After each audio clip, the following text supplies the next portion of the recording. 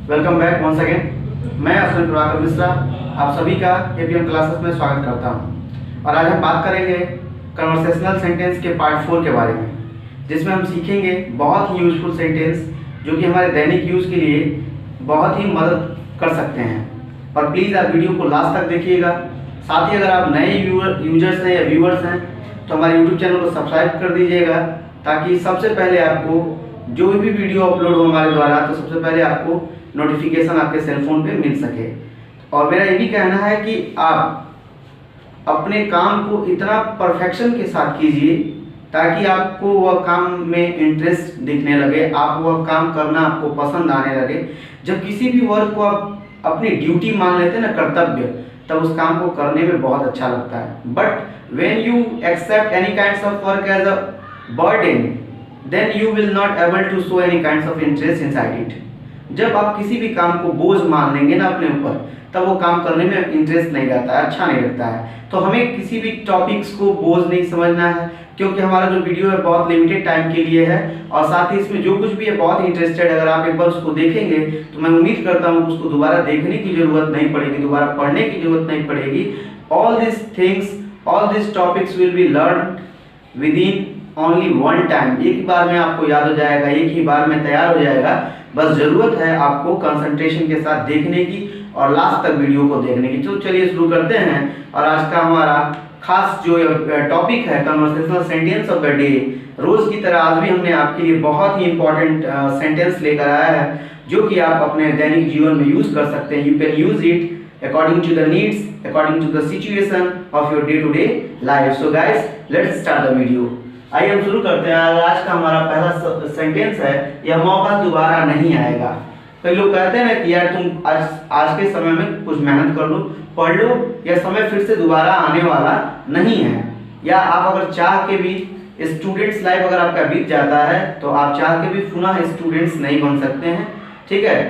तो जिस समय में आप जो आपकी एज है, जो आपकी अवस्था है, उस दौरान उस काम को कर लीजिए ताकि बाद में पछतावा ना रहे, रिग्रेट ना रहे, पछताने की कंडीशन आपके साथ ना आए। तो इसके लिए मैं आपको कहना चाहूँगा कि यह मौका दोबारा नहीं आएगा। So please utilise your time in study. Okay, sentence क्या है, यह मौका दोबारा नहीं आएगा। इंग्लिश में क्या होगा इसका? This opportunity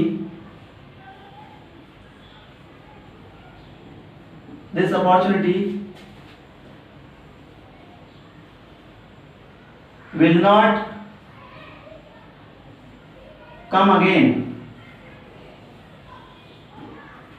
This opportunity will not come again. Okay, यह मौका दोबारा नहीं आएगा। अगर मुझे कहना हो कि तुम पढ़ाई करो वरना फेल हो जाओगे, या तुम मतलब मेहनत करो, यह मौका दोबारा नहीं आ सकता है। तो this opportunity will not come again in your life. So you should try to do a hard work for to achieve your target. इसलिए आपको ज़्यादा से ज़्यादा मेहनत करना चाहिए अपने लक्ष्य को प्राप्त करने के लिए। जो कि इस समय आपका जो समय चल रहा है, बहुत ही आप इसको यूटिलाइज कर सकते हैं, बहुत सी चीज़ों को सीख सकते हैं विद बाय मी। आप मेरे द्वारा और मेरे साथ बहुत सी अच्छी चीज़ों को सीख सकते हैं। आज की जो लॉकडाउन की कंडीशन चल रही है, मेरा टारगेट यही है कि आपके पास पर्याप्त समय है और मैं आपको अच्छी अच्छी टॉपिक्स एवरी डे दूँ, और आप साथ ही हमारे वीडियोस को देखें और मेहनत करें, ताकि आपके जब लॉकडाउन खत्म हो, जब पुनः आप अपने काम पे, स्कूल पे, कहीं भी जाएं पढ़ाई लिखाई करने या किसी सेक्टर में जॉब करने, तो आप एक बेहतर स्पीकर के रूप में वहां पे अपने व्यक्तित्व को निखार सके या अपनी एक अलग पहचान बना सके। So guys, have a look on the next sentence. हमारा अगला सेंटेंस है, तुम इज्जत के लायक नहीं हो। कई लोग ऐसे होते हैं जो डिजर्विंग नहीं होते, उनको रेस्पेक्ट किया नहीं जा सकता है। तो ऐसे व्यक्ति के लिए अगर हमें कहना हो कि तुम इज्जत के लायक नहीं हो, तो हम क्या बोलेंगे? हम कह सकते हैं, यू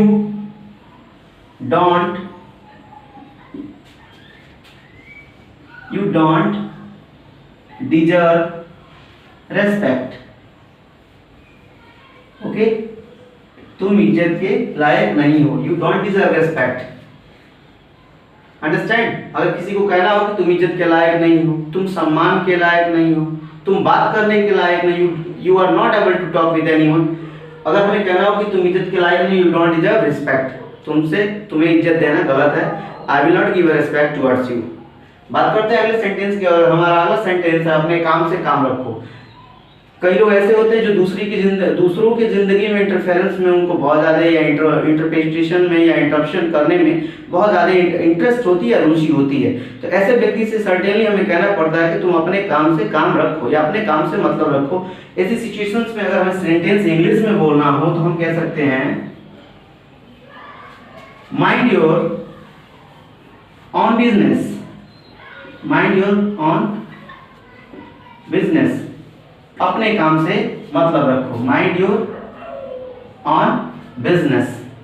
बात करते हैं अगले सेंटेंस की, क्या तुम पागल हो?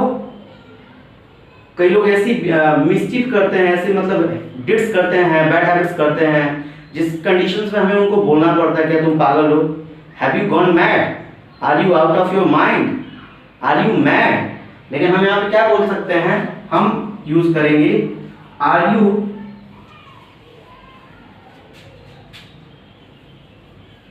Out of mind? क्या तुम्हारा दिमाग काम नहीं कर रहा है? क्या तुम पागल हो गए हो? आप इंसेन कह सकते हैं, मैड कह सकते हैं, मेंटल कह सकते हैं, बहुत से शब्द हैं पागल वर्ड के लिए। अब हम बात करते हैं अगले सेंटेंस की, और हमारा अगला सेंटेंस है क्या आप एक जगह नहीं बैठ सकते? देखिए, अगर हमें किसी को कहना हो कि क्या आप एक जगह नहीं बैठ सकते, can't seat you at one place, क्या आप एक जगह नहीं बैठ सकते?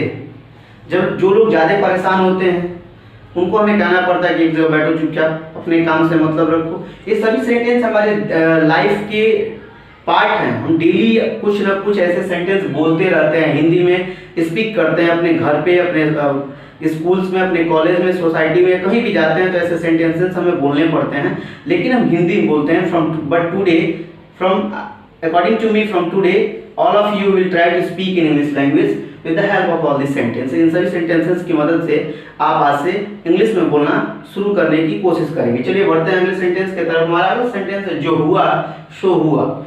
इसके लिए हम कह सकते हैं let bygones B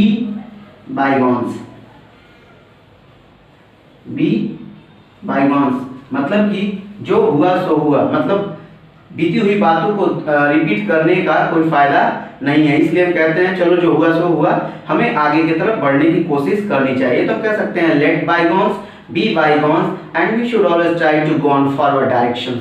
okay, so guys let's look at the next sentence. और हमारा अगला सेंटेंस है काम कौन पूरा करेगा? जो लोग कामचोर होते हैं, ड्यूटी को अच्छे से निभाते नहीं हैं, उनके लिए हमें कहना पड़ता है कि जा रहे हो, कौन काम करेगा? तो इसके लिए अगर कहना हो कौन काम कौन करेगा, तो इंग्लिश में हम क्या बोलेंगे इसे? हम कह सकते हैं who will finish the work, who will finish the work, काम कौन करेगा या काम कौन पूरा करेगा। चलिए हम आगे देखते हैं। हमारा अगला सेंटेंस है कहीं मत जाओ। और किसी को कहना हो कि कहीं मत जाओ तो हम क्या बोलेंगे? Don't go anywhere, don't go anywhere. जैसे कि आपके पेरेंट्स भी कहते हैं ना कि बिना काम के कहीं मत जाओ।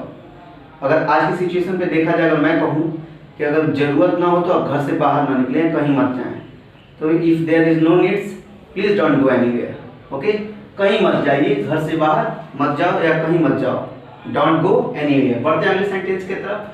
बेवजह मुझे परेशान मत करो। अगर कोई मतलब कि कोई काम नहीं है, तो अगर दूसरा व्यक्ति कार्य कर रहा है, अगर आपके पास कोई ड्यूटी नहीं है, कोई काम नहीं है, तो उसे डिस्टर्ब ना करें।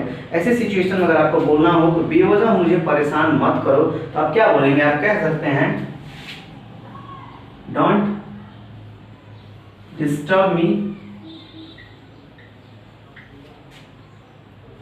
don't disturb me for no reason, for no reason। बेवजह मुझे परेशान मत करो, don't disturb me for no reason। बढ़ते अगले सेंटेंस की तरफ। और हमारा अगला सेंटेंस है वो मेरे दिल का टुकड़ा है। हर एक बच्चा या मतलब लड़का या लड़की अपने माँ बाप के लिए ज़िंदगी के बहुत ही खास व्यक्ति होते हैं या बहुत इंपॉर्टेंट पार्ट ऑफ लाइफ होते हैं। तो ऐसे सिचुएशन में माँ बाप कहते हैं वो मेरे दिल का टुकड़ा है। तो इसके लिए अगर कहना हो तो आप कह सकते हैं he is the core of my heart, core of my heart, HEART, he is the core of my heart, वो मेरे दिल का टुकड़ा है। बढ़ते अगले सेंटेंस की तरफ। हमारा अगला सेंटेंस है तुम सबको देख लूंगा। अगर हमें किसी को कहना हो कि मैं तुम सबको देख लूंगा तो क्या होगा? I will deal with all of you, with all of you. अगर किसी से झगड़ा हो जाती है, किसी से कोई बात कहा सुनी हो जाती है, अनबन हो जाती है, तो सिचुएशन में कहते हैं कि मैं तुम सबको देख लूंगा। तो अगर इंग्लिश में बोलना हो तो हम कहेंगे I will deal with all of you. Okay, बढ़ते हैं अगले सेंटेंस की तरफ। अगला सेंटेंस है आपने मेरी आंखें खोल दी। तो इसके लिए क्या होगा? You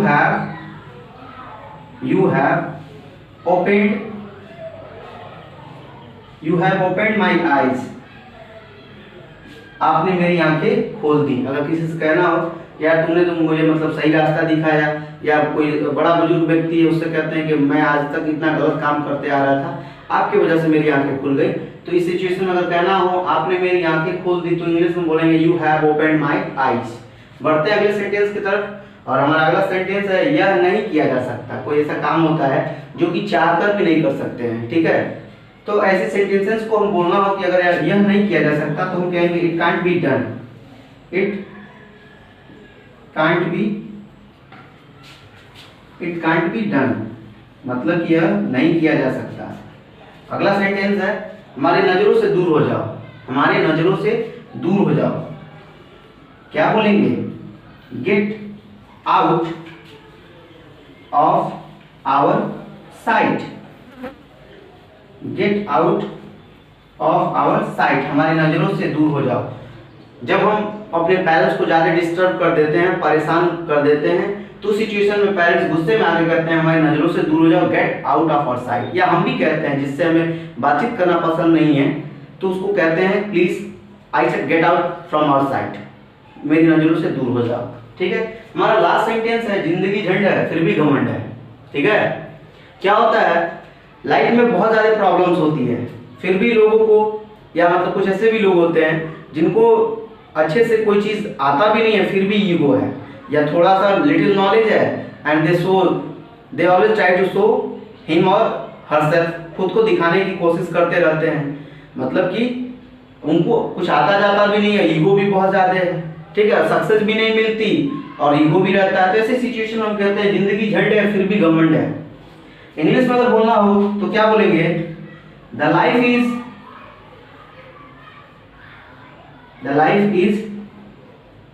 in hell but still the life is in hell but still you are proud. You are in proud, PROUD. Okay, the life is in hell but still you are in proud. जिंदगी झंड है फिर भी घमंड। इस तरीके से जो हमने 15 सेंटेंस यहाँ आपको बताया, according to me and according to my opinion, if all of you will try to learn it and try to read it more than one time, and if you will give only 20 minutes for to keep practice it and revise it, definitely after today you will never need to learn it once again. Thanks for watching me. I will come in the next video for to help you with a new topic. तब तक के लिए जय हिंद जय भारत।